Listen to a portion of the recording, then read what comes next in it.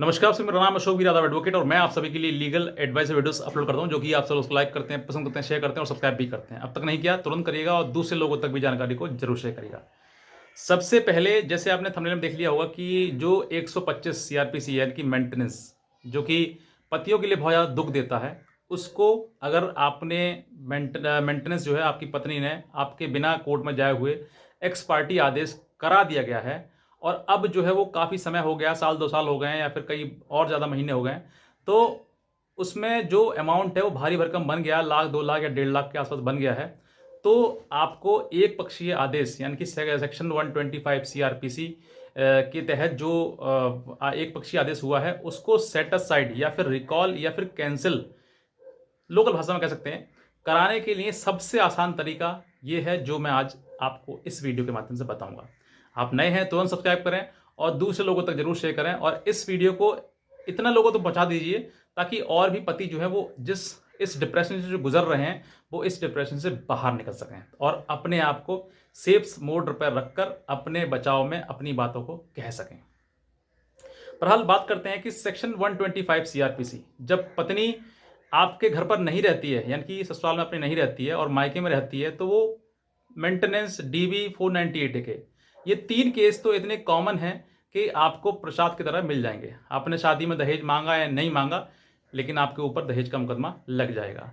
आपने घरेलू हिंसा करी या नहीं करी, आपके ऊपर सेक्शन 12 डीबी 12 डोमेस्टिक वायलेंस जो है वो आपके ऊपर लग जाएगा। आपने हर प्रकार से उसकी ज़रूरतें पूरी करी, खर्चा दिया, पैसा दिया, लेकिन फिर भी आपके ऊपर मेंटेनेंस का केस लग जाएगा।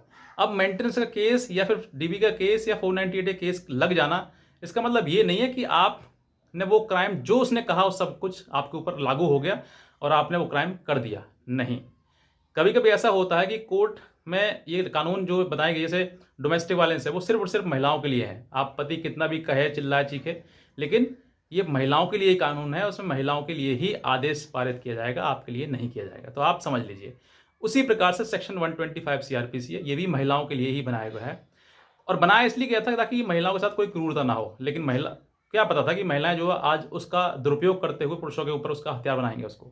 बहरहाल इसको मेंटेनेंस जो 125 सीआरपीसी जो है वो महिलाओं के लिए ही बनाया गया है, महिलाओं के लिए ही उसमें मेंटेनेंस देने की बात कही गई है। महिलाएं हैं या फिर माता पिता हैं, बुजुर्ग हैं, उनके लिए हैं, लेकिन सबसे ज़्यादा केसेस जो है वो महिलाओं के ही आ रहे हैं, महिलाओं के लिए बताया गया है कि भाई आप मेंटेनेंस दीजिए।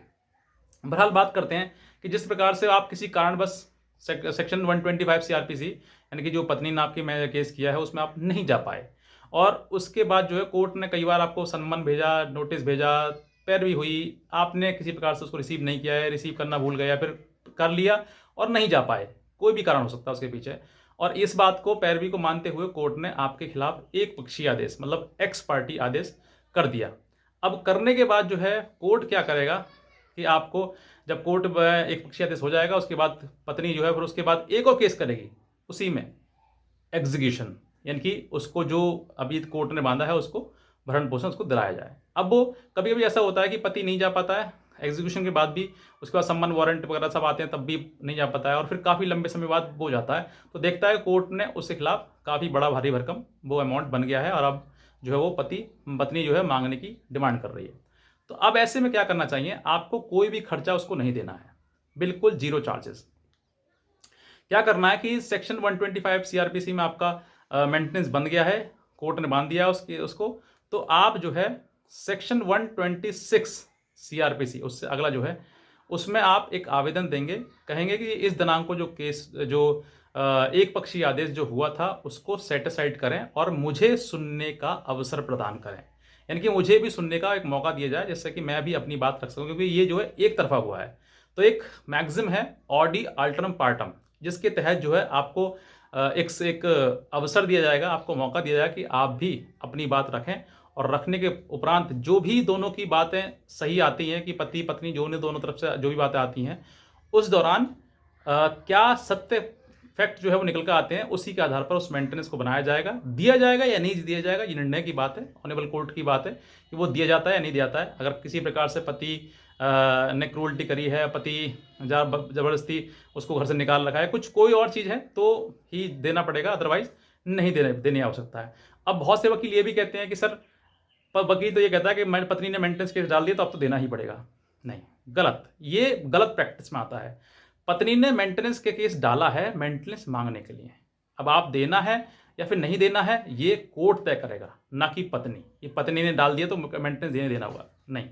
कोर्ट ने तय करना है, आपको अपने एविडेंस देना है, कोर्ट तय करेगा कि मेंटेनेंस देना है और देना है तो कितना देना है। ये सब कुछ जो है कोर्ट के ऊपर डिपेंड करता है।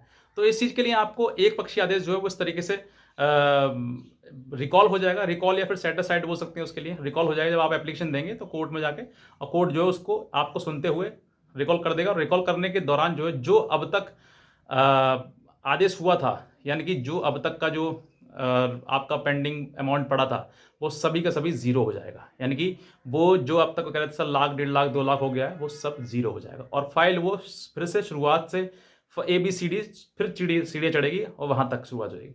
तो अब जो है आपको डरना नहीं, घबराना नहीं कि सर मेरे पे मेंटेनेंस इतना हो गया, बिल्कुल नहीं डरना है आपको। सिर्फ और सिर्फ यही एप्लीकेशन लगानी है, उसके आधार पर जो अब तक 3, 4 साल, 5 साल में पत्नी ने मेहनत करी है, वो जो मेंटेनेंस इकट्ठा हुआ, वो आज सब ज़ीरो हो जाएगा। थोड़ी बहुत आपके ऊपर कॉस्ट भी लग सकती है अलाउ होने के लिए, इस एप्लीकेशन के लिए, और अलाउ होने में कुछ कॉस्ट लग सकती है आपको, तो वो कॉस्ट भी आप पे कर दें। हालांकि निवेदन कर सकते हैं सर कम से कम करें इसमें, लेकिन फिर भी अगर कर देती है कोर्ट तो आप उसको पे कर दें और उसके बाद फिर आपको मौका दिया जाएगा, आप अपनी बात रखें और रखने के बाद उपरांत जो है वो सारी प्रक्रिया फिर दोबारा से फॉलो की जाएगी।